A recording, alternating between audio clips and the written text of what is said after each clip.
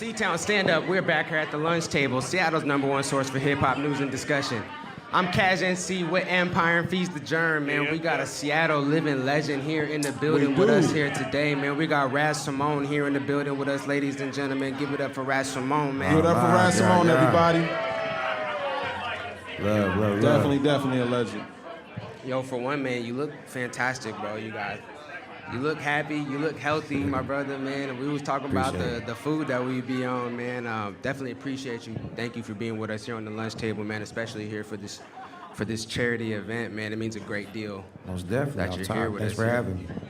Absolutely, man. So tell us what's new, man. What's new with Raz Simone, man? Not so much musically, but what are you doing new in life right now? Not musically. Okay. Well, I just started up a farm. Got started about urban farm, and that's been one of my kicks that I've been on. The thing is like trying to show people and empower people in the city that we can grow, we can have our own food, even in the middle of the city, even if you don't have all these acres or if you're not living out in the cuts in the country. You can get chickens, you can grow things and all that stuff, and whether you're using a greenhouse or if you're not. I had kale that was growing under the snow, so like we can still get it in out here. And working with space and working with small spaces, working with insides, trying to make it and scale it on different levels. So if somebody's living in an apartment, condo, or has a small little backyard, they can still get it in. So that's been one of my things right there. And everything I'm doing is all about trying to get people fishing poles into their hands and teach them how to fish. That's the type of giving that I like to give. I don't want to just give people some dollars or something. I feel like that's not going to give them anything. It's always about the journey and about knowing the know-how and knowing how to do it after I leave or after somebody else leaves, So been doing that. The farm's been going well. We got all kinds of things growing in there right now. We even got sweet potatoes growing out there, things that aren't, most of the time aren't growing out here. So that's cool. Other thing I've been tapping into is real estate and collective ownership and collective investing. And so that's where, where everybody can come together and buy something collectively. When you buy something with a mortgage, you end up, if you get a 30-year fixed mortgage, you end up paying double, if not triple, on whatever you just spent on. If you're getting a 5% interest rate and you got a 30-year fixed on $1 million property, at the end of that 30 years, you just spent $2 million plus, on trying to pay that all off. You're not even paying on the house, the principal for the first 15 years. You don't pay on the house until the 16th year. So that whole 15 years, you're just paying interest. So imagine if you had all of us, everybody got together. It only takes $10,000. It only takes 100 people with $10,000 to buy something that's $1 million. And you just cut out. We just saved $1 million immediately, right? That single day where we all put up money, we just saved $1 million. And you do the math, 100 people with, 1,000 people with $1,000, that's $1 million. So it's different crazy things that we could do together to do collective ownership or collective investing, where, we charge ourselves, let's say y'all want to flip houses and, you got some job already over here, but you still want your money doing something instead of just sitting into a bank where they're flipping your money. So now you go ahead and say, okay, well, Raz, you've been doing some projects well, and you got a collective of 100 people on this rooftop. You know what? I'm gonna passively invest. I'm gonna give you guys this, $1,000, and you just give me 10% back on my investment. Now we're using you as a financing company instead of a financing company. So we just cut out the banks, the financing company. We're doing all ourselves, putting money into his pocket while he's working on other things, and we go do the brunt work and get it done. And then we also go tap in with the plumbers that are around the neighborhood and the people that work here that, that are people that are still trying to come up. And then we also teach our kids and our kids' all of these different trades and, the real estate. And so my thing is I always try to figure out what someone's passion is, but then I also say, okay, so on the side of that, learn some real estate, because it's a commodity that everybody uses. Either way, you're gonna be using it, so you might as well know about it. We're all using it right now. We go hop into our car, we drive on the street, we're using it again. We get into our house, whether we rent it or we own it, we're using real estate. So either way, real estate is gonna be playing you or you're gonna be playing it, So I feel like it's good for all of us to tap into that. And it's funny, it was another little confirmation. I saw this little motivational speaker speak today, and he said the same thing I was telling the homies the other day. I was saying if you want to have passive income or you want to go transition into wealth, we can all get rich all these ways, but it's hard to keep the money in. And that's kind of more what wealth is. And then also there's the higher echelon things about your spiritual and your physical, all that stuff being tied in. That's real wealth. But when it comes to that wealth, it's being able to have that money and keep it and not just be scrambling around always. You could be a multi-millionaire, 100-millionaire, and still not be wealthy, but with that wealth, it comes from either one stock or real estate, and it's really real estate, and so the banks, that's where they put their money in, and that's what makes sense. You buy stock and you're investing in someone else, in someone else's dreams, and you get Martha Stewarted and get put into prison if you know too much about the stock. So for me, I'm not about that, because you don't want to hop into any business you don't know about. So I would rather invest in myself. I know I can change the parameter. I can affect it. If I'm working harder, I'm going to get a better result. If I set myself up with good people that I know, and then let's say all my people have skin on the ball. Let's say he's a plumber, he's an electrician, and I say, you know what? You guys come and do this work for me, and I'll give you a piece of the ownership of the property. We're going to flip it around in 6 months. We need it done in between 3 and 6 months. Are you down? At that point, you got skin on the ball, so now you're going to work a lot harder instead of walking away. You got people in Seattle, there's so many jobs everywhere. People are just walking away. Like construction workers are just like, nah, I'm cool. Whole companies. Yeah, all that. So if you've got some pride in it, you got some skin on the ball, you want to make sure that it gets flipped around, and you want it done in 3 to 6 months just as much as I do, because you're invested as well. So things like that, just being able to take the systems that we already have, but the systems that are in place to oppress us, or, it's not really directly fuck you, it's just like, hey, somebody's got to get fucked, so it's going to be you, because I need to not get fucked. So that's how the systems are. So the systems that are created to fuck us, you utilize those. Don't reinvent the wheel. Like the banks are doing something, they're doing something right for themselves. So we just tap into that and boop, boop, boop, boop, take a little of the greed out of it and redistribute. So that's been another kick that's really main to me, because that's the thing I think about people getting old. Like, who's gonna take care of you when you're old? Imagine if you don't have any kids and you didn't treat them well or whatever. Who's gonna take care of you when you're old? You really gotta establish things, and most of us live paycheck to paycheck, or imagine how you gotta ask yourself, how many years could you go? How many days could you go without working and living the lifestyle and maintaining the lifestyle that you have right now? And if you can't do that, then think of it, it's not gonna get any easier, in the next 10 years, it's not gonna get any easier. So you have to figure out these things and put these things in place so that you can be able to make that transition, when you don't move the way you used to, or, you don't want to, or whatever, you have to figure out these different things. So sustainability is key to me. Wealth, sustainability, financial freedom, all those things, so. 100%. I can say that's 100% what me and my partner is on right now. Me and Ish, we're always trying to tap into that. What kind of brought you into this space of having this knowledge and this type of game? You know what I'm saying? Because this is not something that is like given to the black community, really. Like, we got to really bring ourselves to it. We got to seek it out. You know what I'm saying? For us to be able to grasp it. So what kind of brought you to this space? I'm always a lifelong learner. I'm just listening. I be listening to people, and then I also, they say follow the stars. So if you want to learn how to do something, you watch the people that have been doing it. So I start watching the banks. What are they doing? That was one of the keys. Okay, the banks are doing this. All right, it'd probably be advantageous for me to do this instead of giving them my money to do this. I bought a building like right down the street, down here, downtown Soto. And I literally walked into that building because I was just trying to rent something out, just lease something for a couple years or whatever, and have a office space. And I just created the film company and was, I had my whole red set up, spent a couple hundred thousand on, video stuff and all that stuff. And I wanted a house to do it in. And so I went and was looking at something to rent.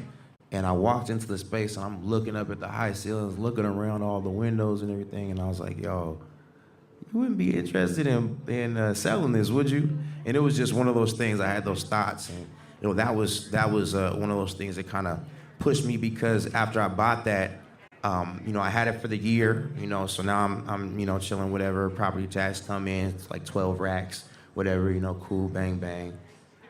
Then the next year I come through and the next year nothing had happened. Then the next year it went up $250,000. And so So I was just like, wow, okay.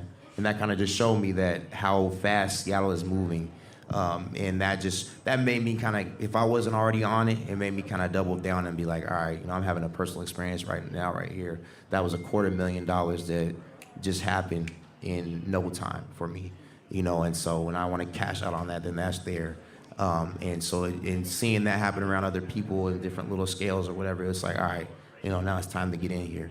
Like I just copped another $1 million property, and right after we had even closed in that same week, it had been appraised for I think 60,000 more. So like we're just getting these things, you get that shit from the state or whatever, and wow, that's cool. I haven't even got the keys to go in yet because I'm taxing the people that were moving out because they're still trying to move out, so they were doing rent back. And so I haven't even got the keys, and it went up an extra 60,000 after they sold it. And we bought it for 50 under, what they were asking for and shit like that. So, it's just things like that where it's like a no-brainer, and that's kind of how I look at things. It's just like anything else that I've tapped into, I used to sell, I used to do a lot of things, and I would just do risk assessment on those things. And then I was like, okay, well, yeah, I could sit down and do 5. I could do that if I need to. It's worth it right now. And then when it becomes a little less worthy, okay. And then just that's the same thing with this is risk assessment. It's like, all right, well, so you're telling me I can make just as much with less time and no risk except for maybe losing some money? Like, okay. Like, yeah, no, that's good money. I'm going to go ahead and hop in that. That makes great sense. How much of this are you putting on your own peoples? You know what I mean? I'm sure you got a lot of different people in a lot of different places. How much of this knowledge are you able to impart upon them? I'm trying to drop it every time. I mean, how long have we been talking? I've been talking about this the whole time. Right. So, anybody that's willing, to hear and is listening, I'm trying to drop it on them. All kinds of things. There's so many different things that you can do to make money, and you don't even need a dime in real estate. You can sell contracts to the houses and have $0 just going, pull up on somebody that might be wanting to sell a house and tell them, okay, well, I'll give you this contract for this much. And then you go and you sell that contract. Let's say you make a contract with them for $50,000 or whatever, and then you sell the contract, for $100,000 to somebody else that wants to buy. You know what I mean? Like, there's so many different things that you could do. You don't have to be a real estate agent. You can be a real estate agent. It's pretty quick. You just go and do the online course, get your hours in, you're good to go. And there's so many different little finesses and plugs. There's places out here in the U.S. that you can get houses for the low few $1,000s, yeah, less type stuff, just depending on which neighborhood. Some foreclosed type of stuff? Not even. Just like there's houses out. Seattle is expensive. This is the top of the line. This is the most, one of the top 10 most expensive places to live. So when you go to other places, there's other places that have properties for $10,000, $5,000, other shit like that. At a certain point in Seattle, things were like that. And they just built up over time. And there's other places out here in the Midwest and the South that things are cheaper. So imagine you get a place like that. Another finesse right there, I'll tell you, is you get a place that, that costs you $10,000, $20,000, $5,000. And then you take that place and put in any kind of little work that it needs, or maybe it doesn't even need anything. And then you go ahead and Airbnb that out. And you think about the travels on Airbnb, the price didn't fluctuate too much. Maybe one city you might get $50, another you might be like a couple hundred, a few hundred.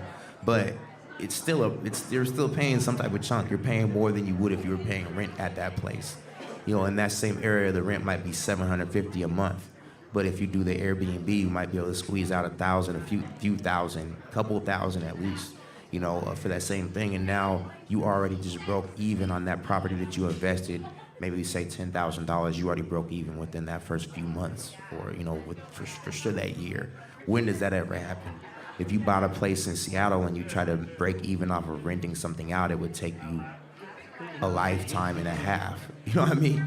So things like that, there's different finesses like that, So all kinds of shit like that. If you're charging for rent, you don't have to pay excise tax on rent.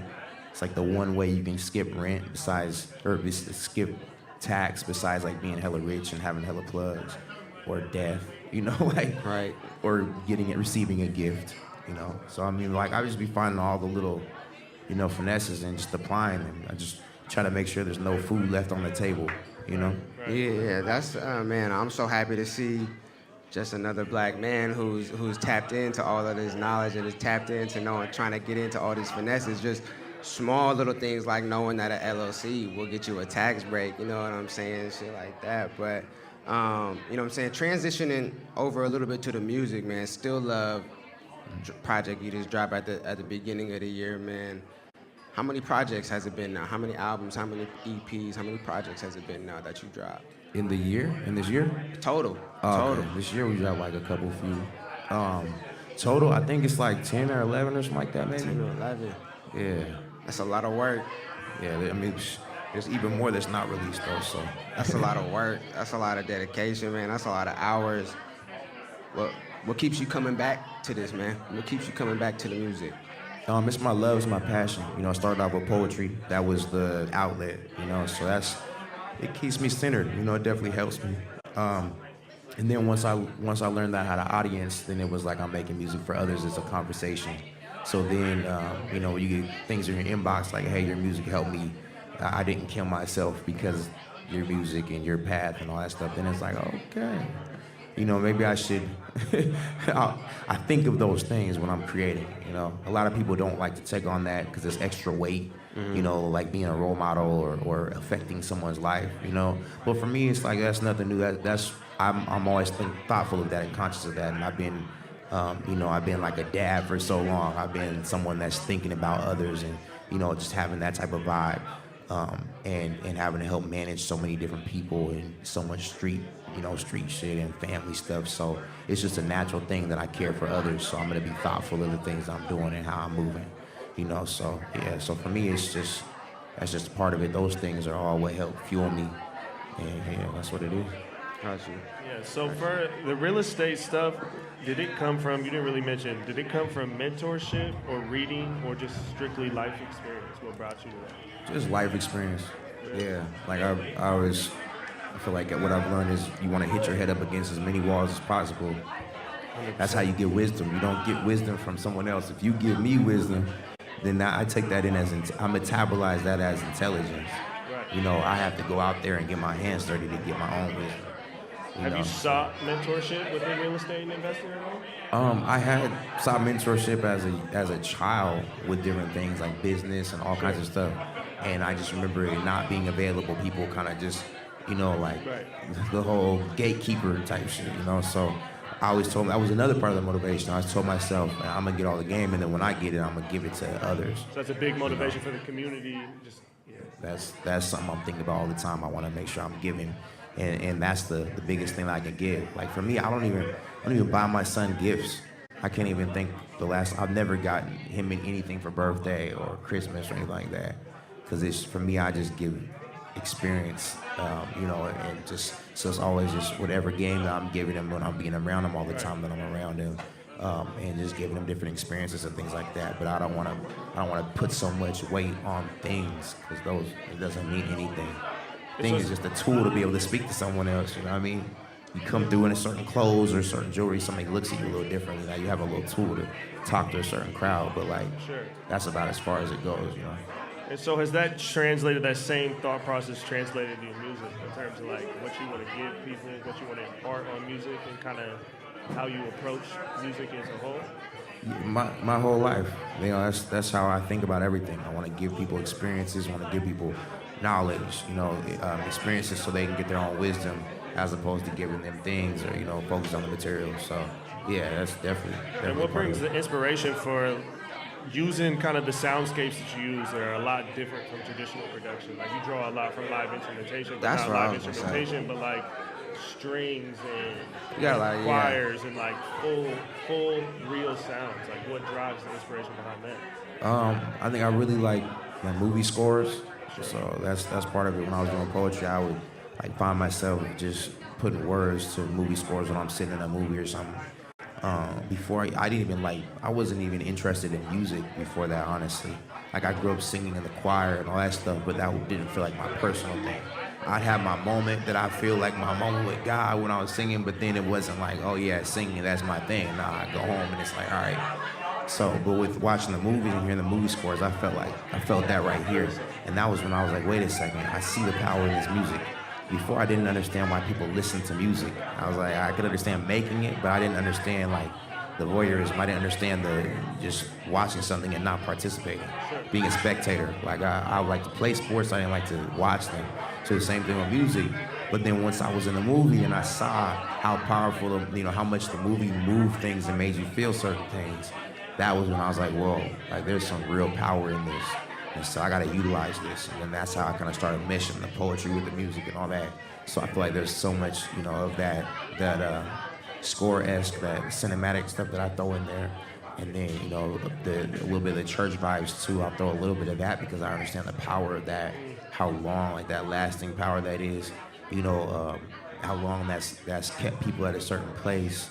How it's helped a lot of people too, giving a lot of good energy and all that stuff. So I incorporate some of those soulful vibes and that soul in there as well. So cinematic and that soul. I think that's where a lot of that comes from. Yeah, you got to. Yeah, all that late '60s, early '70s soul is heavy on the just lush strings and the horns, and it just That's true. Them slow ballads just be striking a different chord with your soul, man. That's the one thing, like, bro. As I was listening to your catalog, bro. That's one thing. I was just about to get to what Mitch was saying. Like, it's very theatrical. You know what I'm saying? I'm listening to the whole tune, and it's like, this could really go to a flick right now. This shit could really go to a movie right now. And it's like, plus the deepness, the richness, you know what I'm saying, the genuineness in the whole package. That's what all ties it together, man. True. One thing I think we're talking about now more than ever is the landscape of our city right now. You know what I'm saying? I think this is probably the time when we've had the most buzzing artists at one time that we've ever seen, man. As someone who I consider to be a gatekeeper of our scene, man. What is your view of the scene right now? What do you think of the landscape right now? I think it's beautiful. I think that this is the most that we've had. This many artists buzzing at one time. I'm not even gonna go name everybody, but I'll name a couple, like from the Moseys to the Macklemores to the Travis Thompson to the, a couple other people in those different categories as well. There's been some other little guys that are doing similar things, just like that, similar sounds. And I think that that's amazing. The only thing that I want to make sure that comes through is I want it to be that we have our own little backbone in a feel out here. Because what I've seen a lot of cats kind of try to come up and do similar sounds to a lot of those guys that are starting to buzz up. And it's like it kind of feels like they found, okay, I could do the Mosey, that's easy enough. It's like they found a cheat code. And then they just do that. And I've seen like lots of little other Moseys. It's like he's doing that, let him do that. He was influenced by whatever sounds he was influenced by and made that and bang bang. But now you got all these little guys doing that same thing. And I think that there's always gonna be a part of that. But it's just that we're so virginal that we gotta have some of that where it's boom, it's this person's sound, this person's sound, this person's sound, and then you got a culmination of all those sounds, and then something that's personalized in there with you. I think that if you look at, like, let's say a New York sound back in the day and a West Coast sound, they have a sound, so everybody starts taking different pieces from each other and all that stuff and formulating this. I mean, they also have their own vernaculars, their own accent, and we don't really have the accents. They're all kind of mixing and stuff because of the internet now, so it's already harder to do that. But there was still take what you learn, but then bring in this original and the originality. There's so much weight on that. Whereas now, you'd be called a biter if you're taking a different style. But nowadays, it's like if you're not taking a different style, then you're looked at like, what are you doing? What's that original shit? Get out of here with that. Facts. We don't want to hear that. We want to hear this. Do this same shit. Okay, yeah, now we'll clap for that. As close as you can get it to that. Okay, yeah, now we'll clap for that. And so everybody's doing it, not just Seattle, but it means a lot more because we never established a sound out here. Yeah. So I just think it would be so beautiful if we got that sound, but hey, love. Hey, we'll tap in. But if we got that sound and then people built off of that, you know, so I don't think there's no rules or like, yo, it's not like that. It's just for the betterment of the whole city and having something that we can feel proud about.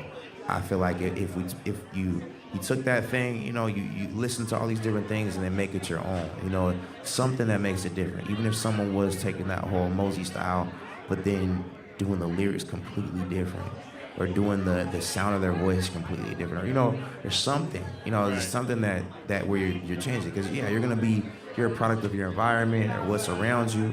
I think it's dope that people are wanting to sound like a him or a him or a him, as opposed to reaching further out to other states and cities. So I think that's a win. That's dope.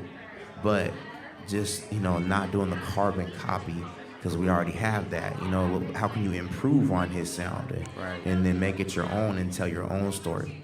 People are saying the same exact stories as other people with the same vocal tonation, the same timbre, the same auto-tune, the same effects, the same production. They're trying to do the same visuals even, you know, and that's where it's a little too much. If you just change a couple of those factors, you know, you keep some of them in there, then it's like you got some good bones, right. But then you make it your own and put your own heart into it, you know? I'm not saying it's gotta be all like extra heartfelt and sad or, you know, or anything like that. It's not about that. It's just that just putting some thought and some heart to make it your own, you know, your little fingerprint, you know? I feel it. You know what I'm saying? Like, just that would be my only qualms with the city right now. But that's like me being critical. Everything else I feel like is amazing. Now, let me ask you this. But that's if you catch me on a different day, you catch me on certain days, I wear different hats. Right. With the exception to the streets, there's still no love for the streets. We don't have any street artists. I'm one of the only street artists that gets love out here, and there's some more that are popping up now. But for like consistently for like these years, there haven't been many of the homies that have been getting love.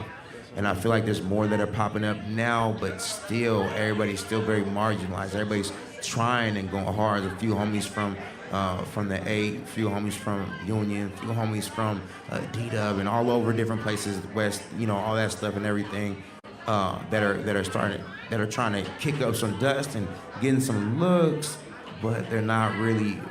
Everybody's trying to keep them out the way. Yeah. Some homies in Tacoma that are, you know, getting some looks this way, but they're not getting the look. They're not. It's either that like that melodic, more like young stuff, but not like gangster, or you know, it's more the Capitol Hill type stuff. 100%. Yeah, when you look at the or like the happy rap type stuff. Yeah, which promote a like lot of I think happy rap. Again, I think all that stuff is essential and dope, and I like all of it at different times. It just hurts that you know the streets have been shut out. Yeah, we penciled it in. Go ahead.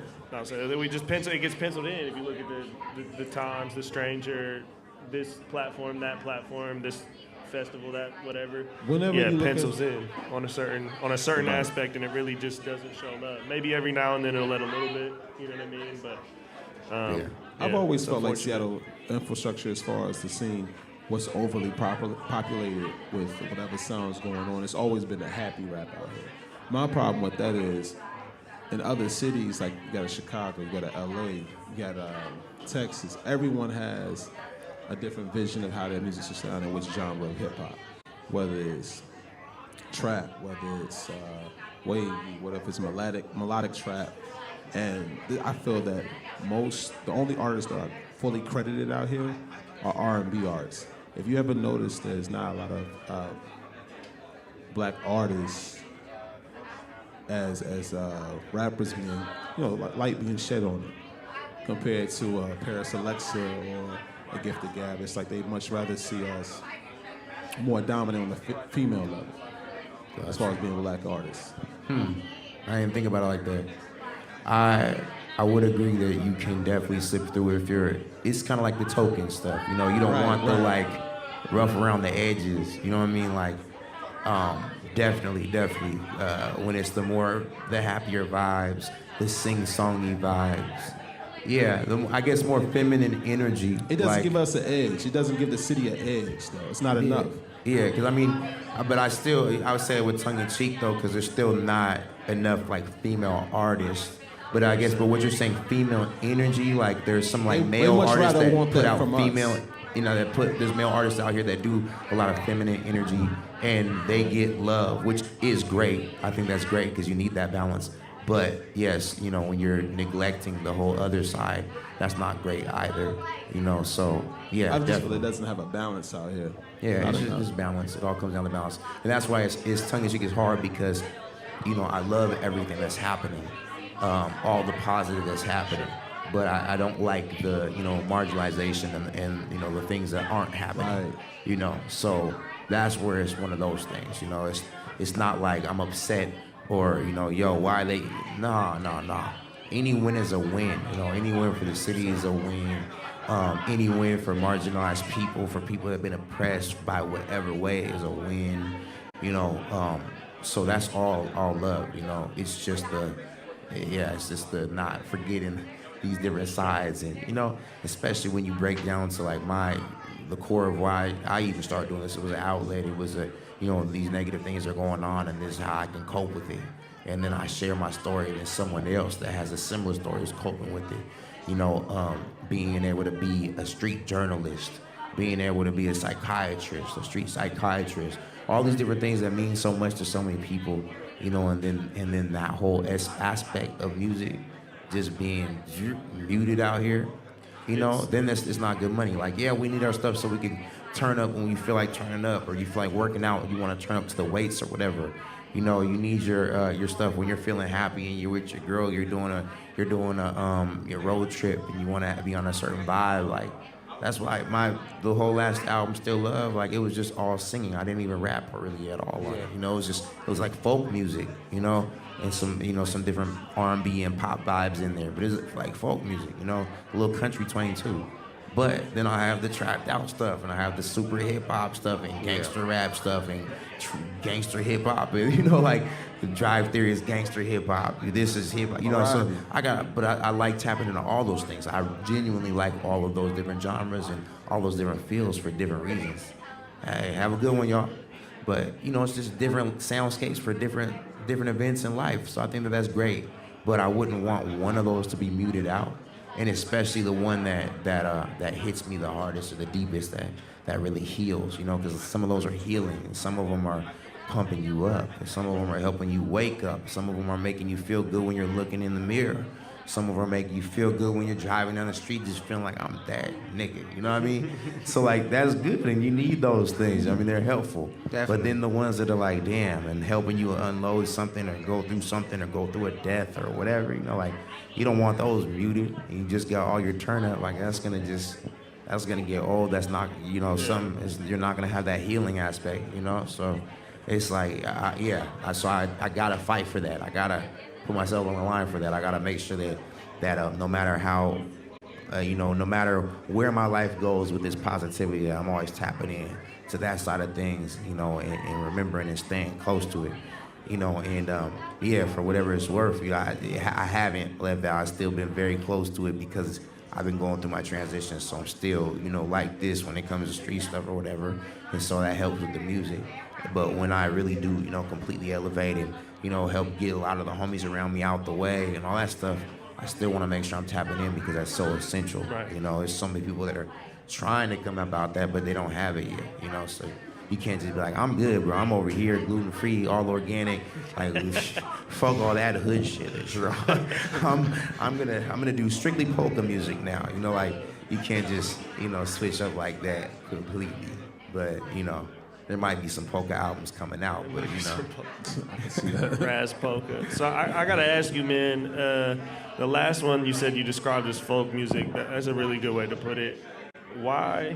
What was the strategy behind releasing a lot of that through WorldStar, which is like a very clashing sound to what you would typically search on WorldStar? And I'm sure I saw that, and I know that you just think about stuff like that. So I've always been curious what the thought process behind that was.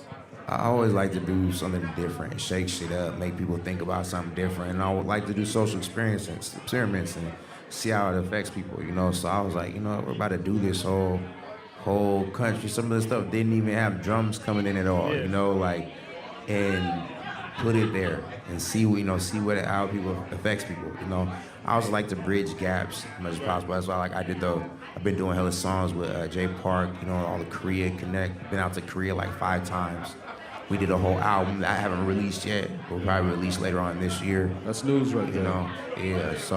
So I'm always thinking about bridging those gaps and having those conversations that people don't want to have. You know, and bringing people together and also sometimes not even about the conversation, just bridging the gaps through the action. You know, so for me, I hated World Star for so long. I feel you. So long. I mean, I still don't like it. But I turned down every time a World Star thing.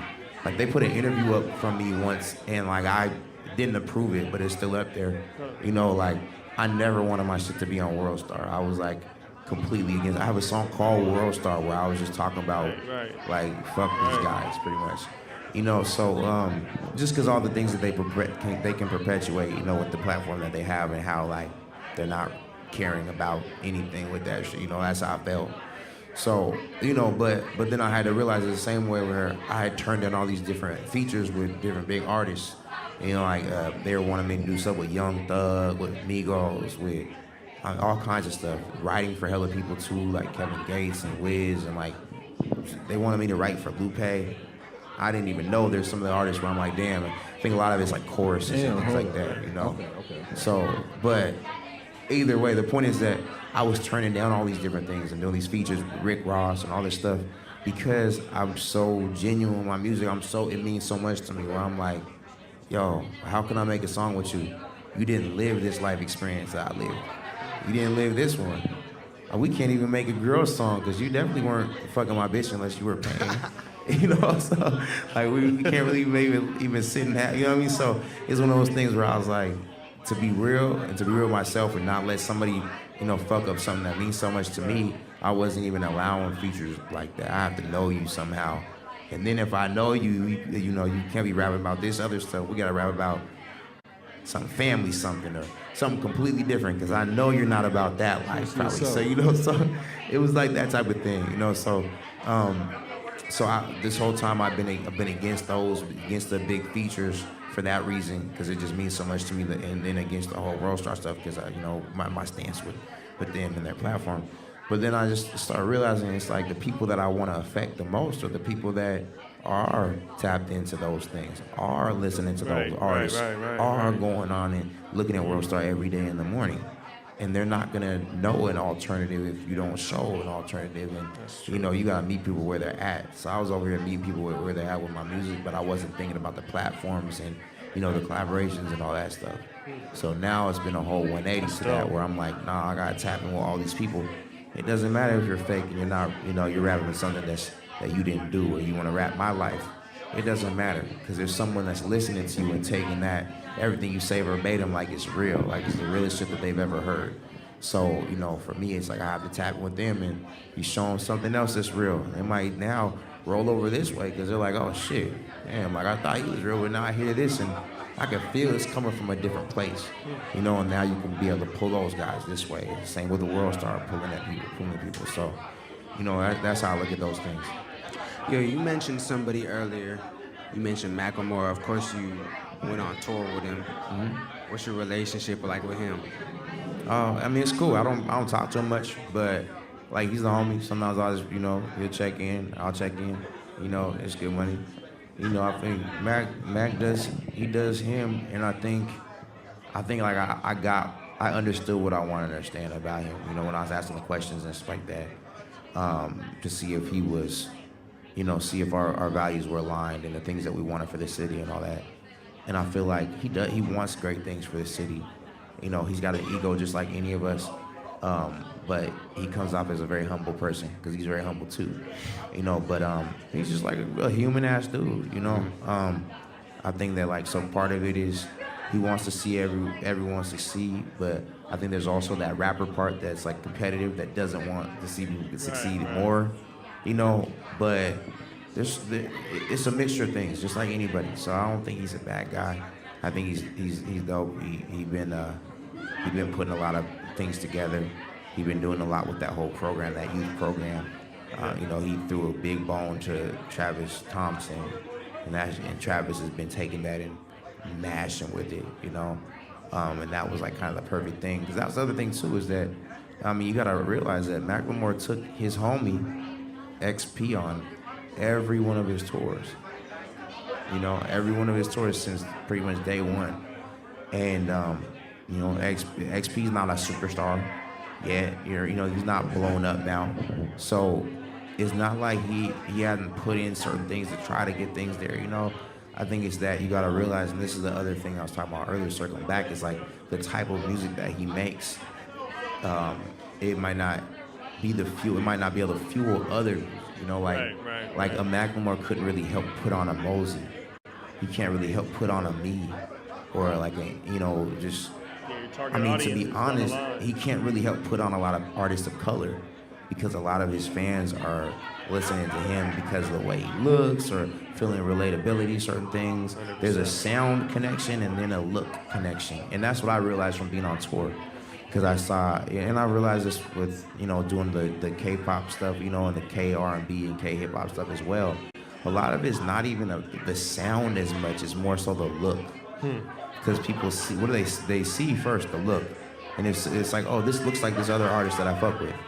Oh, this looks like me, kind of, you know, more similar to me, you know, and then people kind of just go and they relate with it. It's not even on some like outwardly racist type stuff or anything like that. It's just, it's kind of familiarity, or like, you know, just that type of thing, you know, and so that's how people lock in first.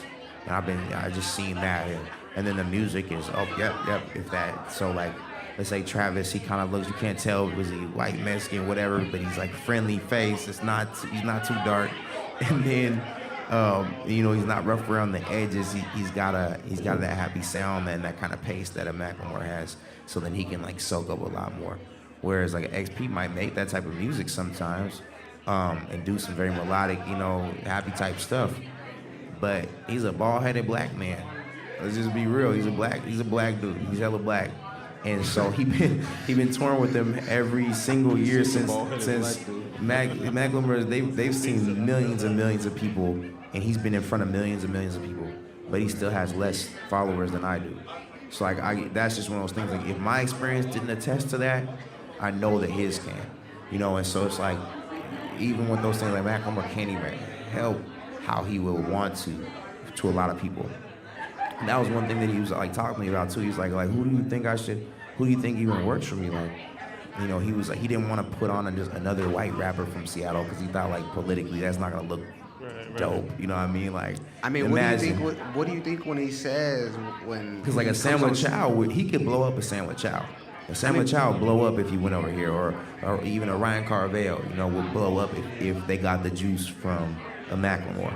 So what do you think when he steps on stage and he dubs Travis Thompson as the future of Seattle hip hop? What do you think of that stuff? Did he do that? I'm pretty sure I saw that video, and I'm pretty sure I saw that come out. He came out. He was like a surprise performer at Travis's, like, you know, Numos sellout, like that level show. And yeah. I'm pretty sure he said something. I mean, I don't know the specifics of it, but I think that it's dope. He's getting behind someone, another artist, you know. And I think so. Knowing Macklemore, I know that he felt comfortable doing with him because he's way younger, so it doesn't look like competition. Just on some rapper shit, not on some like Macklemore being a bad guy. Like I said, I think he's solid. It's just on some rapper shit. I think he felt way better about dubbing someone that's way younger because it doesn't seem like it's in competition or anything like that. It's not in the same age bracket group type stuff as his age bracket.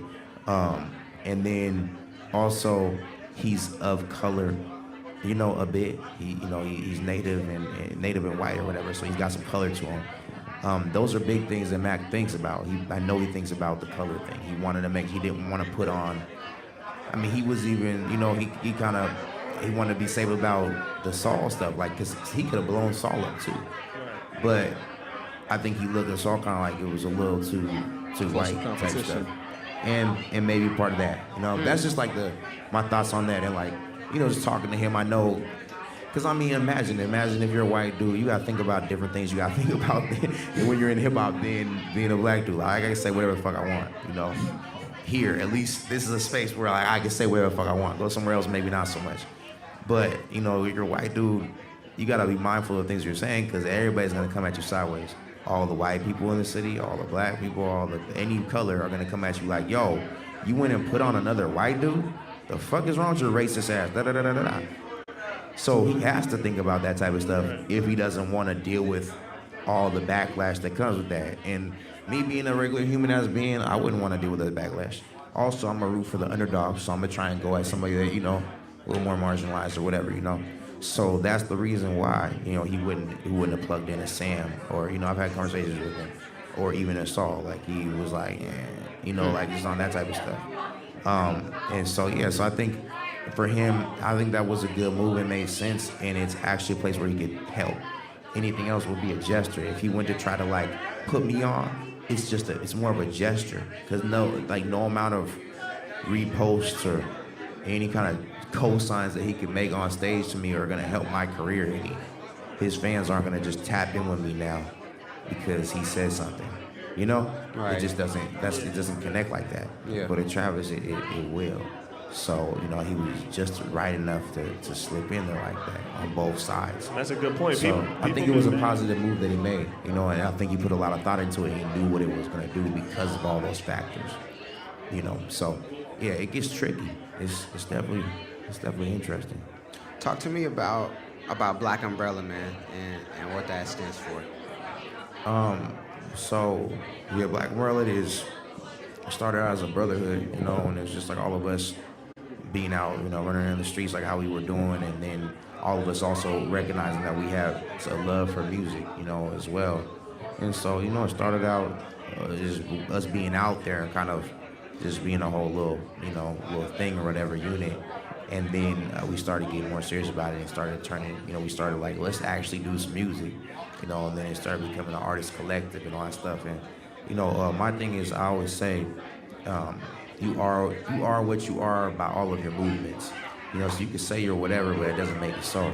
So that's why, like, some of the homies that they might not have been there in the room where we created Black Umbrella, I still consider them that they've been a part of it the whole time because their movements have always been solid. It's always been a part of it. So they've always been under that umbrella, whether they recognize it or not.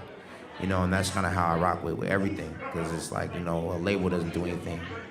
It just maybe gives you some peace of mind or some fake comfort, you know, but it doesn't really do anything. It's what that person does, you know. Like, you could say you're my wife, but you go out and suck 1,000 dicks and don't tell me about it. And, like, you're not really my wife unless that's a part of our agreement that that's what you do if you go out and suck 1,000 dicks and don't tell me about it. You know, so like, that's just how I look at things. Yeah. And yeah, so that's Black Umbrella, and now it's an artist collective. We just, you know, we help each other out, and that's pretty much, that's the bulk of it. Yeah. You know, and yeah, stepping up, giving each other different little whatever kind of cheat secrets we could think of and stuff like that, and just building it. Consistency key.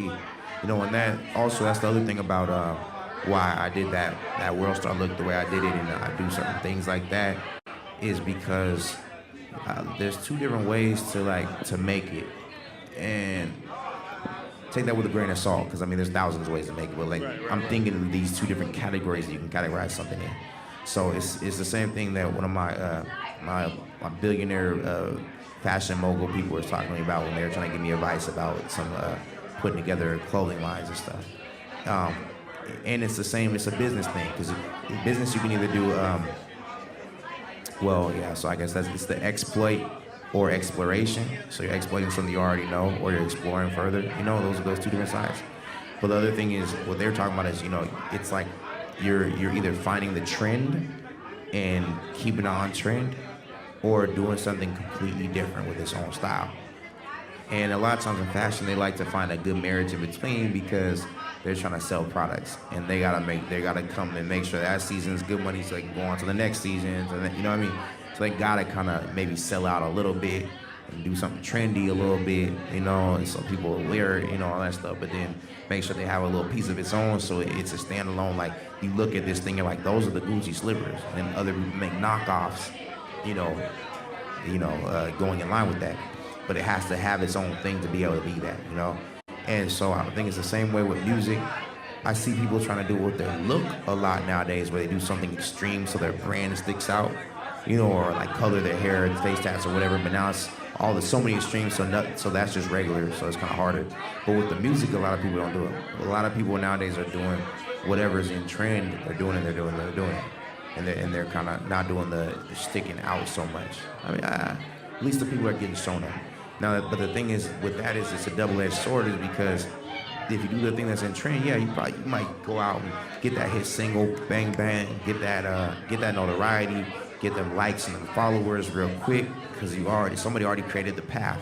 So you don't have to like pave out a path. You just have to walk up on it real quick, or get rolled up on it maybe, Mm-hmm. But when you create something that's in a whole other pocket, that's its own thing, its own fingerprint. Let's say the pace is slower, the pace is faster, it's different, it's a whole different sound, different vocal timbre, different story being told, whatever it is. If you create something that's completely different, then when that one comes through, it's gonna stick and it's gonna shoot up a lot more. So it shoots up a lot more when it finally comes through, and then it sticks, and then it's there, and then you made history also. So now you can have these monuments created, because it's not like, oh yeah, there's another Tupac, or there's another, whatever it is. It's like you are that thing because you created it. You created the path. No one else created it.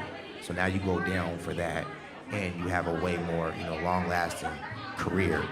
So that's how I look at it, and it's like, so with the world star stuff, like, I could have definitely just put on some little, auto-tune, me singing in a high-pitched voice with some feminine tones in it, and talking about some gangster shit, or it's like shooting somebody in some weird way that's not realistic, and talking about selling drugs in a stupid way that I would never do it, and I'd probably blow the fuck up and do it to that same pace and that same little whatever thing, whether it's that West Coast thing that everybody's doing, that little shit that everybody's doing nowadays, or whether it's that trapped out, that thing, and or the melodic, one of those three styles. There's about three styles when you listen through World Star. Like, my mom was like, man, there's only three styles. I'm like, and my mom was like super squared up about it, like, yeah, that's weird. They're all doing the same three styles. I'm like, yeah, it's kind of sad, but it is.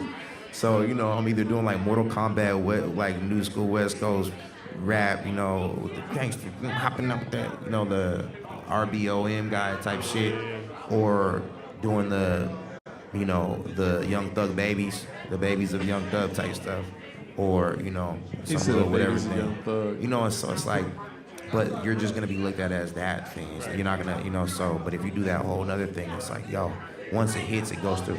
I mean, even Macklemore is a good example of that. There's nobody that sounded like him.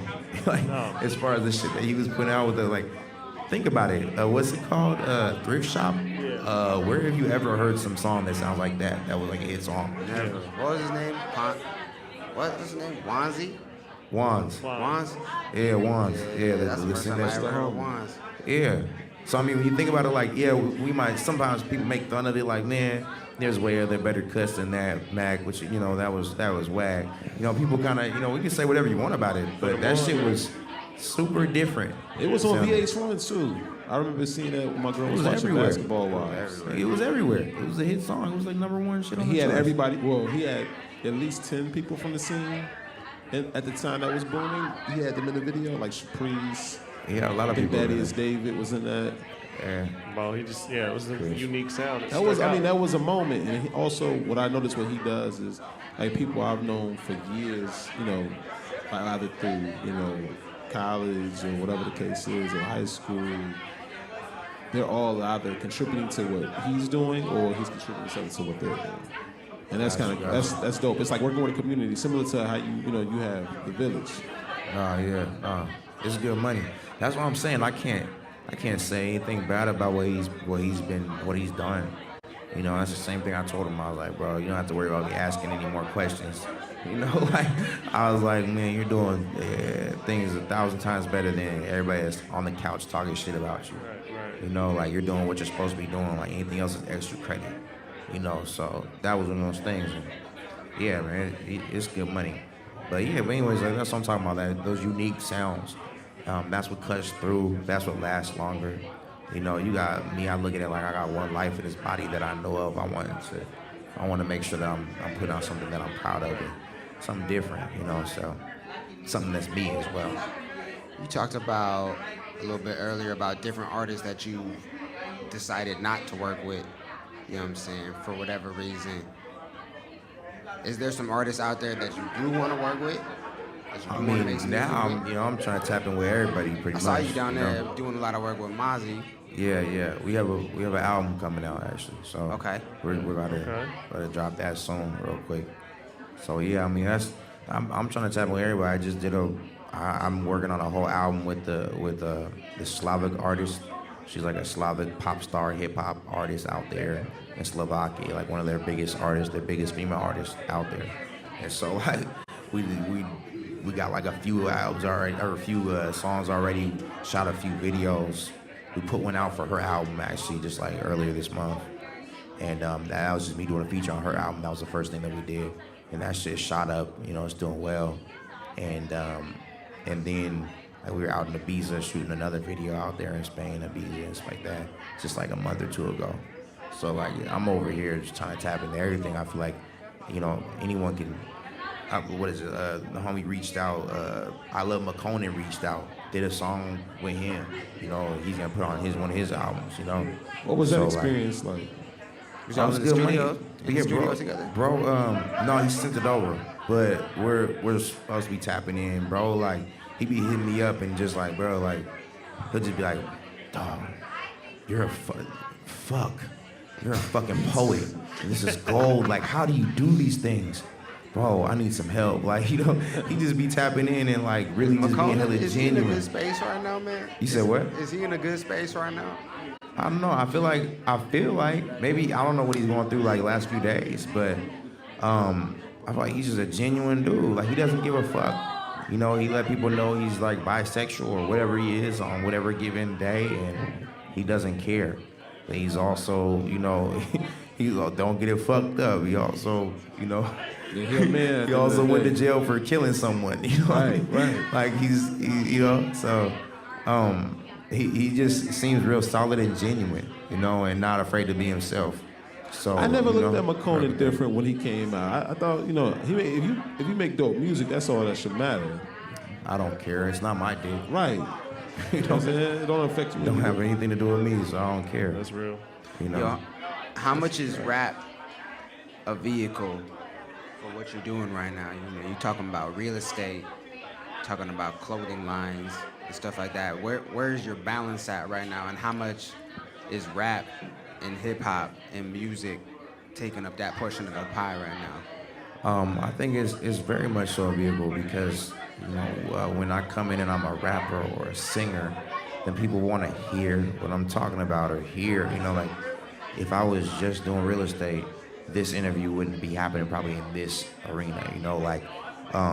It's those things that it's a door opener to so many different things. I can hop onto all kinds of radio stations or get all kinds of ear time with people on, whether it's on stages or on a interview on a show, on a this, that, radio station, whatever, and talk about whatever I'm peddling at that time, or whatever kind of community building things I'm trying to do. It's a good place, and everything I'm doing is just genuine. I got enough money that I don't care about money like that. It's just a tool. And, my thing is I'm doing everything to help others, to know that when I go out that I helped, that I affected that many people. That, and then for the selfish glory of knowing that I helped that many people, I affected that many lives. I feel like most people, that's what they do things for. Even serial killers, they wanted to affect that many lives. But for me, I want to do it in a way that takes more work.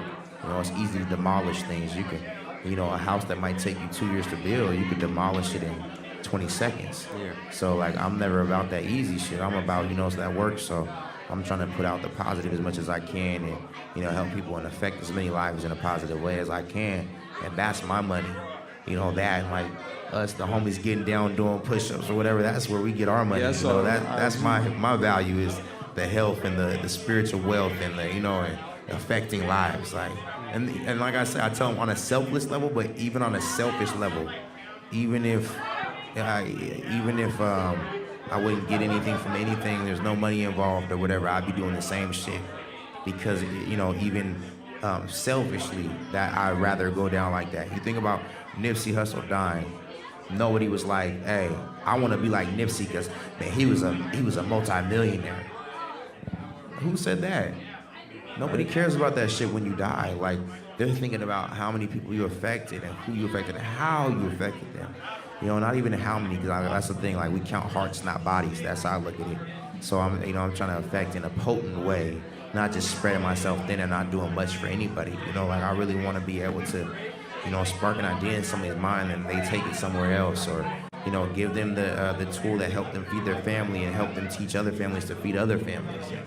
Things like that. That's what gets me off. That's what makes me feel good about things. That's what makes me feel like, okay, I'm one step closer to being able to go on to the next plane or go to black. You know what I mean? Like, I'm one step closer to feeling comfortable with leaving this body. That's how I look at it. That's real. I want to transition to something a little bit different. I think the way that I always heard it was that you were the first signee to 300 Entertainment. Is that true? Yeah, that's true. Yeah, so I Dame Dash, he been on record talking about Leo Cohen. Said he's like a bad businessman, he's a snake, someone who's a culture vulture. What do you think about those statements about Leo Cohen? I really don't know nothing really about Leo Cohen. He's a kind dude. I think he's a businessman. I think you could find just as many people saying that Dame is a snake and a bad businessman as well. Mm-hmm. And you could probably find just as many people saying that even Jay-Z is a snake. They probably can't say he's a bad businessman now because of all the things he has to prove. But like, when you're dealing with that type of level of shit, I think, it could get tricky, for sure. But also sometimes when you get to that level of people, sometimes, and then in certain ages, I think sometimes it's not always about money anymore. A lot of times it's more about other shit like accolades or whatever to them. Sometimes it is, and they just never stop. They're just chasing and chasing and chasing after that. But sometimes they get elevated a little to at least a certain level where it's not about the money, it's about other things. Still like selfish things usually, but like different things. With Leo, he's always been solid with me. He's been my number one contact. He was who I talked to the whole time. I like dealing with him more than anybody else at the label. He's ADHD. It's hard for him to sit still or like talk too much. You know what I mean? So he's jumping around. You still with them over there? No. So I did a whole little partnership with them. I was the first artist that they worked with for a long while, and then but my whole thing was that I told them I didn't wake up wanting to be signed. I got my own money. I got my own money, and I didn't wake up wanting to be signed. So I just want to be able to job shadow and learn as much as I can. And I still want to be able to put these things out with Black Umbrella and with my people and have my people around you guys to be able to learn and soak in, So that was like my key with that whole thing. And that was what I wanted as a takeaway, And then just to see like, what's behind the veil. Like, is there some crazy wizard, at Oz, or like, what is it? And pretty much I figure it's like, there's no magic rapper button. There's no magic music button. Nowadays with playlisting, you kind of got there's some magic buttons with the playlisting. That's true. That's very fucking true. Like, I sat down with some playlisting people and they're just like, yo, we just sit here and like randomly figure out who do we want to make famous today. And then go ahead and press the button on it. Right. So with algorithms like that, like there's some things that can happen. But other than that, like these labels don't really have anything extra. You got to do it yourself, and just connect with the crowds that you're talking to, and then, then they want to jump and get behind it and put fluid behind it, And it was funny because I was in a position where they wanted to do all that stuff for me before, and I said, wait, no, I don't want that. Like, I want to be able to do this myself. I want to be able to get out here more and establish this first. And so like they were asking me to put my music on the radio, and I was saying, no, don't. Like, I don't want this on the radio. They wanted to put it on there. I said, so Leo was like, so what are you telling me? You telling me that you want the trigger in your hand and you want to be able to decide when to push the button on putting out radio or whatever or not? And I was like, yeah.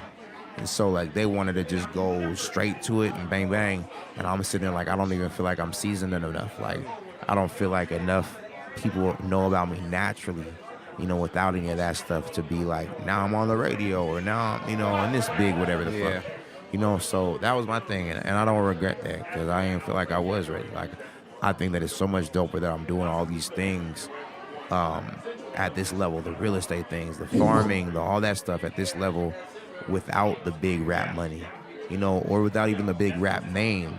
Because then it looks like, yo, he really did this stuff. That was like him. Right, you know, he's right, doing these right. things and the rap is a part of it. Now he's blowing up, but he been doing that.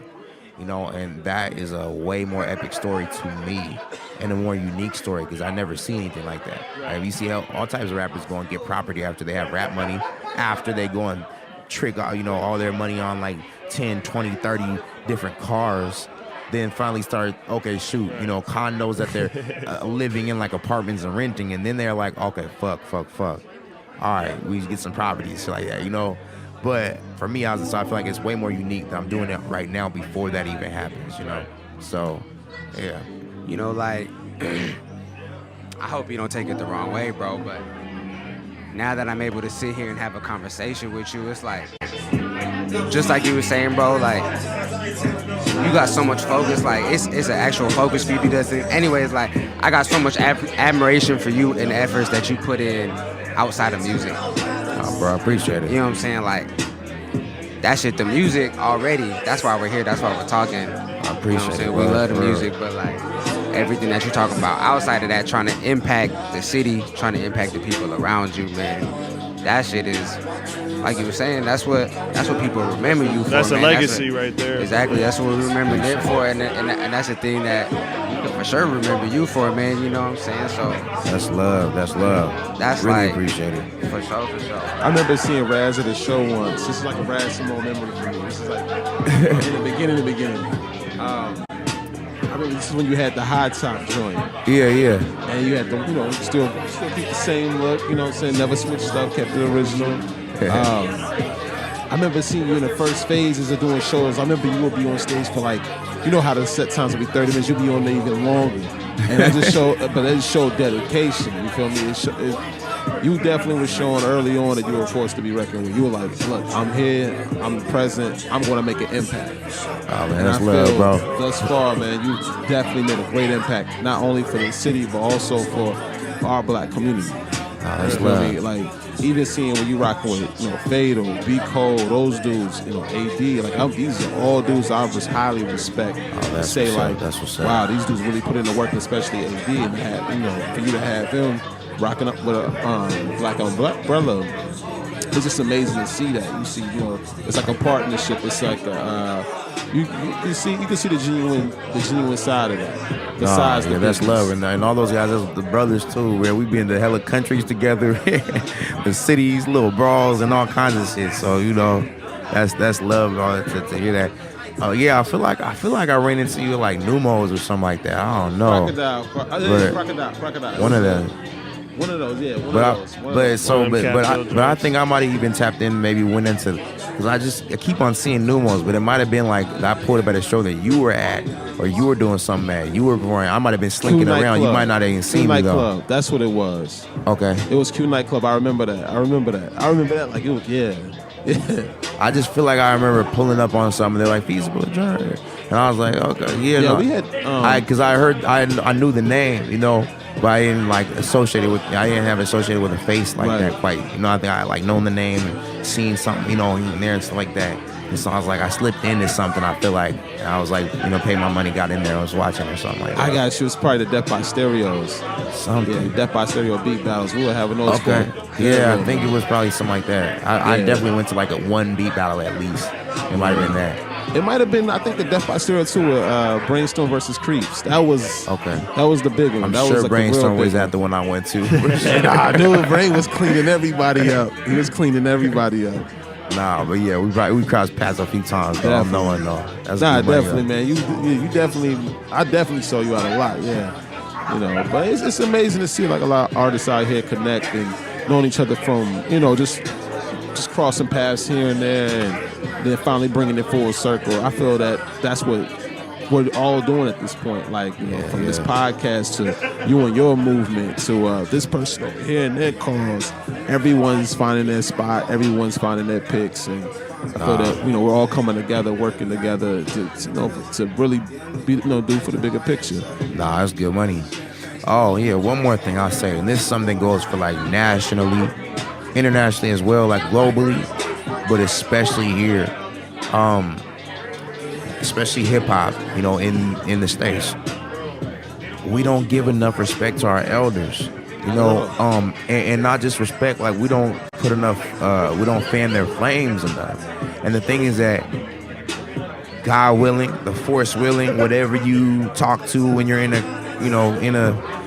pinch, you know, that willing, that you make it to old age. God, you know, Lord willing, you make it to old age. But a lot of these rappers, especially, you hear them talking shit about older rappers. Like I remember that line that always sticks out to me. Game said on I think the documentary is like, this is going so it's hard to remember, but he said you're 38 and you're still rapping. I'm 28, nigga. So is the Dubs. 26, something like that. And I remember even when I heard that as like a 15-year-old, whatever the fuck I was, 14-year-old, whatever. It was like 15 or 16. I just remember being like, yo, what the? First off, I'm like, yo, that just. Do you think you're never going to be 38 yourself? But you know, a lot of people say this, and I think it died probably 10 years ago. People stopped believing in this. If you're gonna be a musician, that's a lifetime career, like being an actor. That's what I feel. I feel there's no age limit, there's no gap, there's no pause, there's no. If you're an artist, you're an artist. Like there is no age before I was doing music, I was a sketch artist. All I drew was Spawn, Dragon Ball Z, Gotcha. you know, Spider-Man, etc., etc. So when I transitioned into music, I felt music only brought a bigger audience to me. But not only just for the music, but for my artistic views as well. So you got to be a jack of all trades to understand yourself entirely. And I feel that with this new generation, I would say anyone between the ages of 26 to 30 right now, you've inspired that to be, hey, you got to be A, B, C, D, and E versus just being a one-trick pony. No, and so, there is no age limitation to music and to greatness and, you know, all that stuff. But the thing is that us as, you know, I mean, I guess the core of it goes to black people, but us as hip hop have put that limitation on ourselves. It's almost like, you know, my Tesla can drive as fast as you put the pedal down, it can go there. But they put a little chip in it that stops it at like 150 miles per hour. The governor. I just bought a Sprinter van, and that Sprinter van can go a lot faster. But someone installed a chip in that stops it at like 85 or something like that, which actually ended up being hella helpful because you probably shouldn't be driving that shit more than 85, honestly. You know what I'm saying? At first, I was looking at the homie. I'm like, yo, fuck that shit. Let's take that chip out. And then I'm like, you know what? Actually, that's a good thing. But so it's just like that, where it's like, no, we have the capability of, you know, your artist can go forever, but we put those chips on ourselves. And that's the reason why, like, a Billy Cyrus can get out here and tap in and do this country shit forever, or so-and-so can hop out and it's still relevant. You know, Kenny Chesney, country music, they just get finer with just like wine with time. Same with actors. You know, all the top 40 sexiest men actors are all over 40 years old. You know what I'm saying? So, like, they're pushing that line to keep it good for them. But we're pushing the exact opposite line. And that's a negative thing, because then it just traps us all, and it's never going to be any longevity in it, because we're training ourselves and we're training the crowds that listen to us to not respect it or to not look at it as relevant as we age, where other music is more and more relevant. Now we'll see how things change when you know, the fans get older and they mature with it, and they start wanting to hop out and listen to what they were listening to at that time. But, you know, when you start breaking down the structure of that respect for the elders, then no one's checking for that shit. You know what I mean? So it's one of those things that I always want to push that line and try to tap in with older cats and tap in as much as possible and bridge those gaps and put some weight and some respect on that age, because all these other genres put that on there.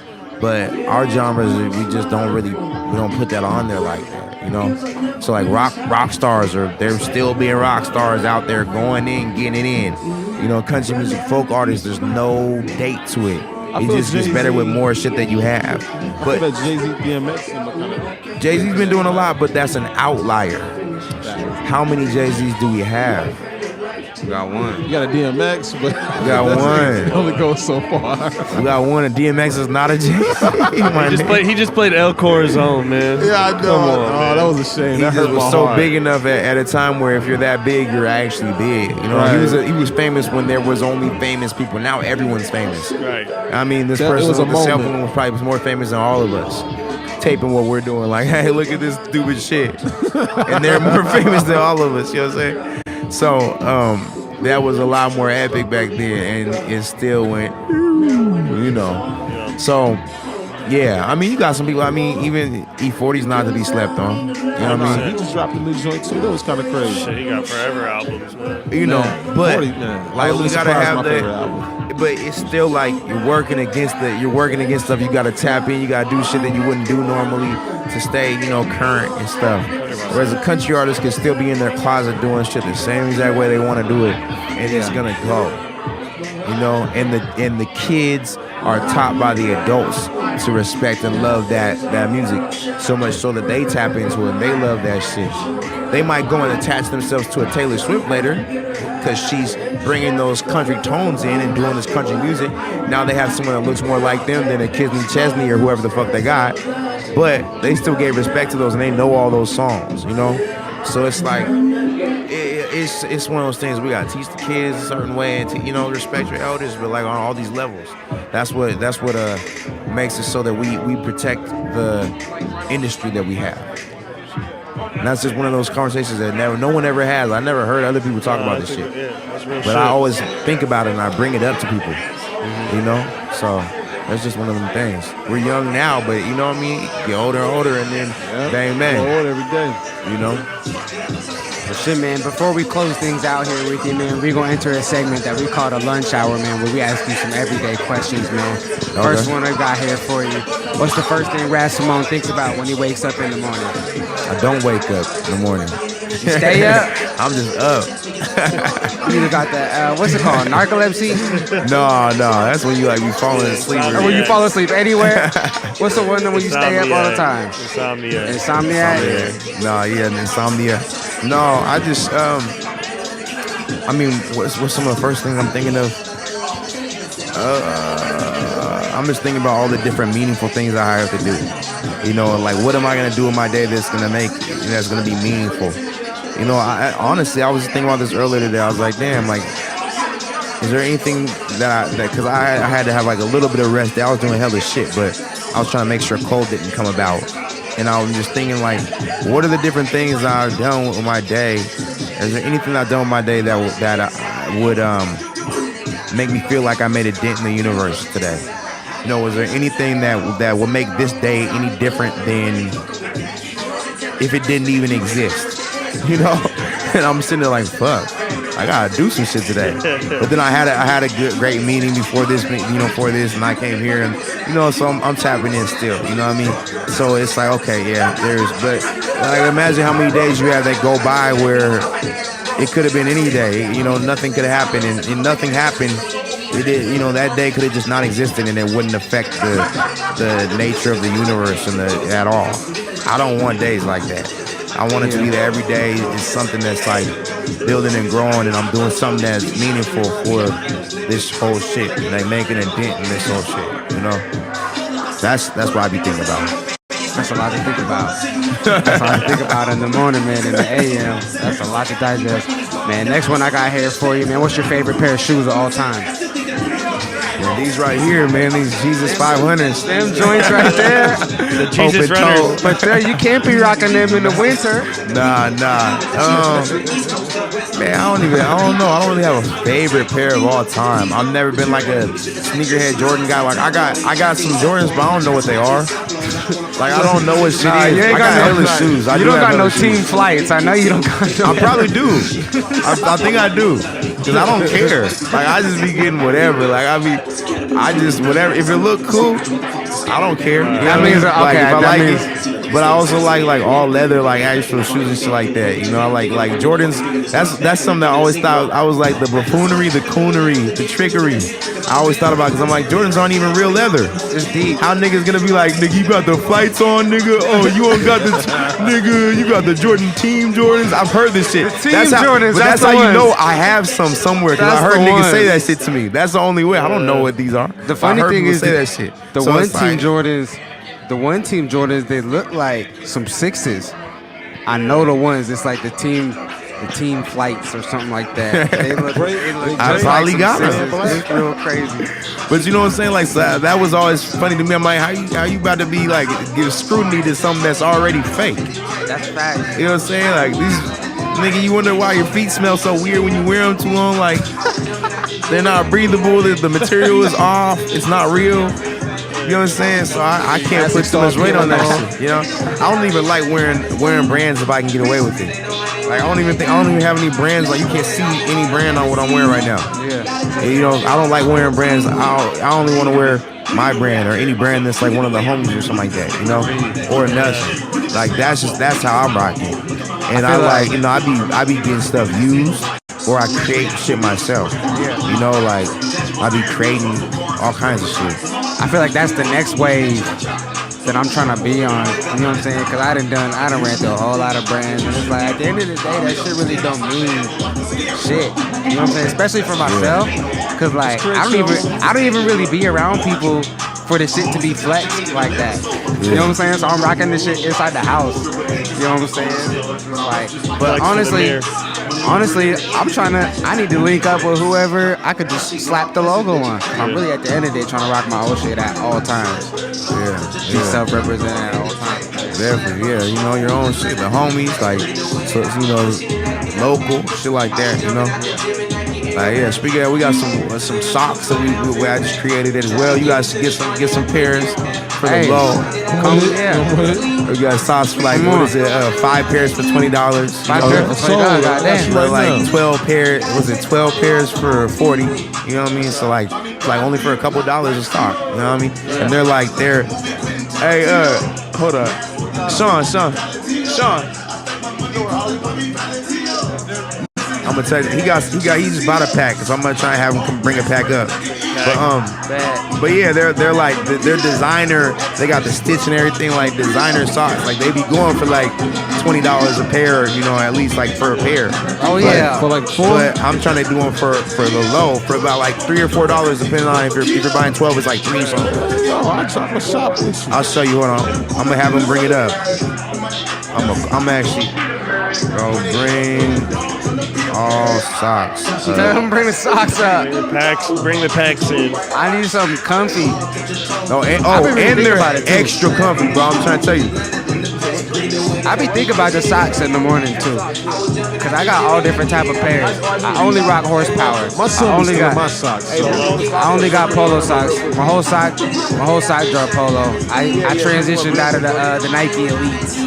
Nike Elites are nice. They're expensive. See, I had the Nike Elites back in the Seawood days. These are like the upgrade to the polo, bro. So when I was getting like the prototype made and stuff like that. When I finally got it back and I slipped it on, I just told the homies this. I went like this because, and I'm gonna tell you, like, I want you to try it on in front of, because it was one of those things where I was like, I was so happy because, for one, I didn't have to send it back like, yo, this is not the material or whatever. Yeah. And then for 2, it's not like I had to get behind something I didn't fuck with, or I'm like, damn, we're back to square one. I gotta try and figure out how to get this right. Like, it was one of those ones where I put it on and it was my favorite experience of putting on any sock in life. I'm not kidding. I'm not even kidding. Hey, this is little things that count. Bro, it's the little things. And it means a lot because you know how putting a fresh pair of socks on, like how it feels like, bro. I'm the kind of guy that I put a pair of socks on, and if it don't feel right, I might have worn them hella times. I'll take it off and put the same different brand on, put a different one, and see if it feels better. Oh, package delivered. COD. So yeah, here's the packers. So let's see. Oh, how much you should hope for? Stuff up. Hold on. Here we go. Oh, they do. Yeah, so Them shits do look premium. Goddamn. I'm trying to tell you. You got the gold stitching. I'll try one on right now. I already know you got the gold stitching because my nigga is in all You gold. see this though? Come on now. Hold on. We'll take it out the package. Let me see. Look at the little details of the package. Let me see. So That looks really official. I keep it at least because it just protects it, but I like it outside of it. But you see, NBAM, members by all movements. And the back, what does it say on the back? Yeah, read it on the microphone. Walking miles in your shoes with you. Yeah, that's what it's all about. What's it say? Walking miles, what? Walking miles in your shoes with you. Walking miles in your shoes with you. Yeah, this is my son. Yo, yeah, them look like some joints. Them look like some dress socks. So and they're like they're sweat wicking, and it's like a cotton bamboo blend. So it's like hella high quality. How much you need? For what is it? The 12 pack is 40. The what is it? The 5 pack is 20. Oh yeah. For one sock is 5. So it made way more sense getting the other ones, but you know it's whatever. They got dubs and A's, bruh. What I told the homies is that, you know, and that's the deal. So I'm giving you guys that's the deal, but that's the deal that we're giving people if they want to trade in their socks. So it's like the whole point is like buy local, buy black, buy with the homies, you know, and bang bang. Because that's my thing. I always say like it doesn't. For me, I like to support whoever is, you know, whoever needs it the most. Whoever's like just the underdog. I always support the underdog. So I say like if I was purple, I would be supporting, you know, black people, Mexicans, women, you know, kids, whoever is the underdog. You know what I mean? So it's not about like buy black because you're black or some shit like that. It's just that's important though. You know, it's support because that's, you know, support the people that need support. You know. Them joints right there. Them joints right there. Them the ankle joints. I need that 5 Are these the ankle socks? What you want right now? Are these the ankle socks? Which one did you? Are these ankle socks? I can't hear this nigga right here. This 5 pack. Got you. Raz, is these the ankle? Are these the ankle joints? No. They're not ankle joints. I need the cruise. You need ankle joints? No, I need the crew joints. I need the crew. Oh socks. yeah, these the way like this high? Yeah, that's those, bro. I got those at the house. These are those. Yeah, I need those. Yeah, bro. I'm trying to tell you. I need those. 1, 2, 3, 4, 5. Man, Feez just came through with the support. That's mob. And every purchase that you make, we give a pair away to homeless people. Yo, salute to that. So you know, That's one thing I've been thinking about, man. That's love. Where's Sarah at? Oh, she's at her car? Can you text Sarah that we just got a purchase from Feasible to Germ for a $20 purchase of a 5-pack? We just be writing it down and making sure we got it all, you know, so we know what's up. Already when Then we gotta make sure that we go and you know, give that many away to some homeless people. Not even on the taxes, just making sure we give them away. Right. You know, we've been dodging taxes for hella long, but now we got back on it. Now we're on it. I had to catch up. Got my CPA caught up like 8 years. Hey, man, you gotta do it. Yo, so the next one you gotta try one on right now though. Do we have like a pair of scissors? Because these are like you can't rip them. You can't rip them out. You got a pair of scissors. We gotta cut that band. I know the bartender got some. No, you got it right there. Yo, you got some right there? Hold on, I gotta watch this. We gotta watch this home. Hey, bro, you gotta come where I can see you or somewhere. Where you at? I gotta experience this with you.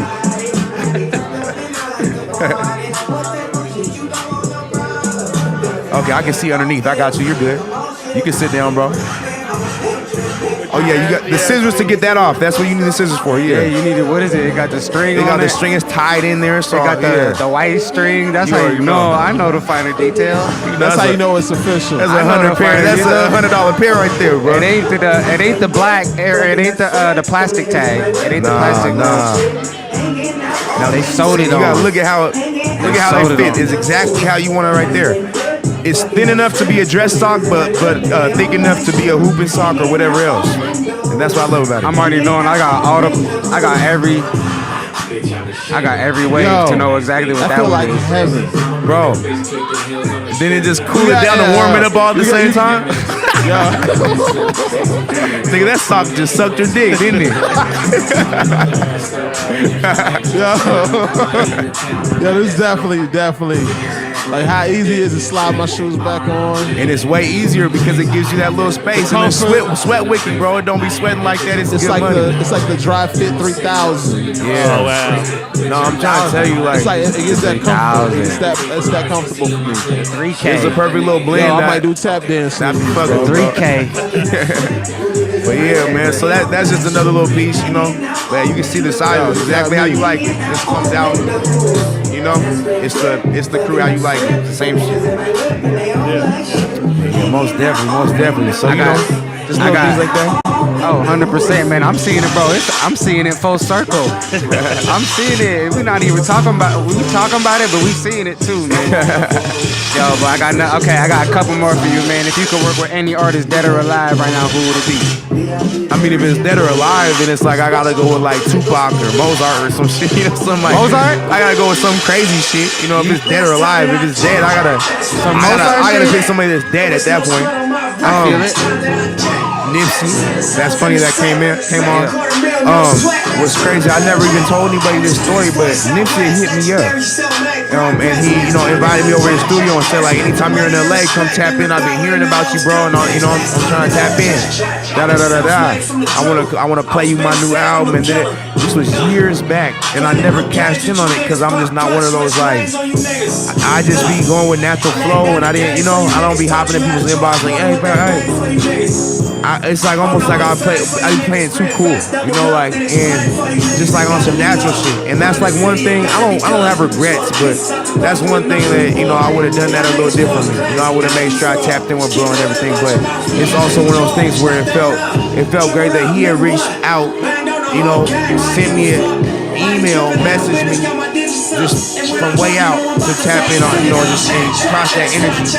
And it was him reaching out, So I didn't even think about it when I heard that he died, and then it was later where I was like, whoa, like our energy's already crossed, and he saw that and it connected, And so that was somewhere it means something, and I think that everything that he was pushing for, that would be just a clear beat to D for sure on a move to connect on from the food, the real estate, all the type of shit that we won't be talking about. That's one of them things where it makes great sense, So that's one of those people as well that I definitely plug in for sure.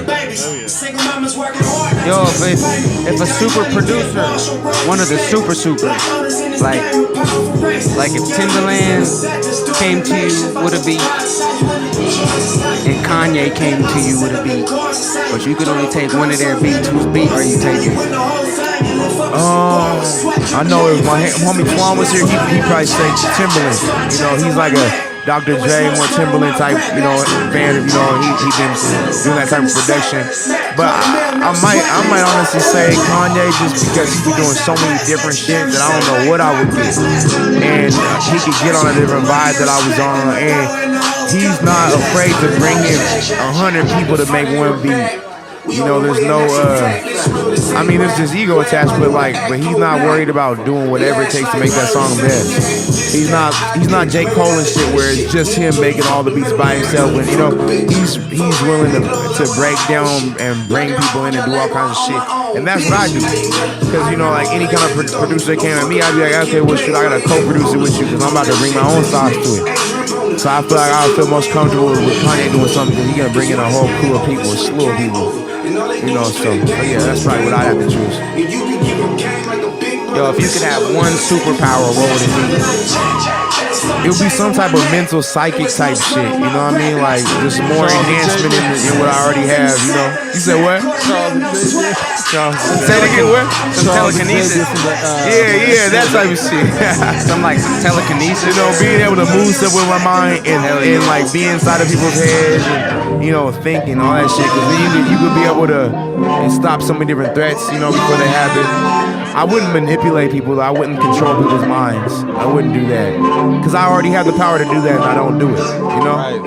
So it would just be more like seeing how someone's coming. Like if I'm in a room full of people and someone's trying to try me, and someone trying to do some shit like that. Right. That type of thing more so. But I don't know, and I guess that would be weird too, because I also like to respect people's privacy. Like I don't want somebody all up in my phone. I don't go through my female's phones, or shit like that. Like if you want to, I'll ask you want to show me your phone?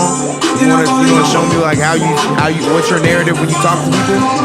But like other than that, like I'm not trying to snoop through your shit. Like I like to be able to leave stuff out, not let it get snooped through.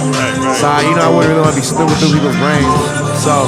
But something on that type of level, flying is dope too. But I'm just thinking like, what could I use on a daily? Like time travel or some shit. Like what could I use on a daily that could help like life in this society and shit? That's how I think. So I don't know what I'm doing that's helping society every day. but I'm teleporting, bro. Oh, teleport. Yeah. I'm about to start naming heroes off. He want to be So Nightcrawler. if I could teleport and if I could like clone myself and run around, like that would be filthy. If I could split myself up, That shit would be too lit, bro. Be right here, then I'm on vacation. I don't even gotta take a 14-hour I was flight literally nowhere. just telling the homies, I was like, man, I wish if I could have a clone, that would stop everything. Because then fuck opportunity cost, we could be everywhere. You know, So much business I'm is like, getting go to work for done. me. you know, exactly. So much multitasking getting done with a clone. Oh my god. That could get tricky too, though. But you know, like, I'ma teach my niggas so good. But at the same time, you never know, it might turn on you. that could get hella tricky. That'd be a good Netflix original. Nah, Hell man. yeah. Clone that wanted to replace you. That's a Black Mirror right there. It's us. You can't Tony Stark it, man. You can't Ultron it, man. And fuck up and make something crazy. All right, man. Last one I got for you, man. You gonna fill in the blank. My name is Raz Simone, and My name is Raz Simone, and I'm a Raz. So I'm a son, I'm a dad, I'm an artist, I'm a businessman. You know, so yeah, I'm a me. I would like to say this though, Raz, honestly, bro, like I said before, you are definitely a visionary. Your impact on this city in general, not just on a music level, but just I feel that you're one of those guys that we could say is a philanthropist. As a visionary. We say is a philanthropist. Or a visionary, or someone that just he's guiding the city in the right direction. That's Like, love, you know, bro. these type of things, like when you look to invest in somebody, that's because you believe in them. And when you believe in what the product they sell or they teach you. And this is something I'm saying, you can pass this down to your family. You're raising a village, bro. You definitely have us a part of your village right now. That's love, bro. That's love. Yeah, insight. I mean, and this is something I've always saw the positive. I'm like, this dude is about something. He's just not an artist. He's a businessman, like you said, a businessman. You know, soon to be legend. You know, visionary. Like I said before, like you gotta see this as you're pretty much the governor of this city. You know what I mean? We at a time and place right now where we can say that we don't have Devon, man. We don't have Jay Moore, rest in peace. You're one of those guys that stepped in, you know, and not on the same level, not the same sense as them, but as someone that's playing the big brother role, but also not trying to stand in front of you, but stand beside you. You know, give you that advice, bro. But no, I just wanted to say that bottom of my heart, bro. You know, I salute you. You know, you always 100% have my support. Appreciate it, bro. That's love. And that goes both ways. I appreciate you greatly. Hey, well, definitely appreciate you for coming through, man. Y'all heard it here first, man, on the lunch table. Caj Encee, M-Pyre, Feez the Germ. Raz Simone in the building, man. The summer is here, third charity showcase event, man. We out here downtown Seattle, Southern District, man. Living beautifully. That's beautiful, man. Y'all building, you're moving. Hey, Money. man.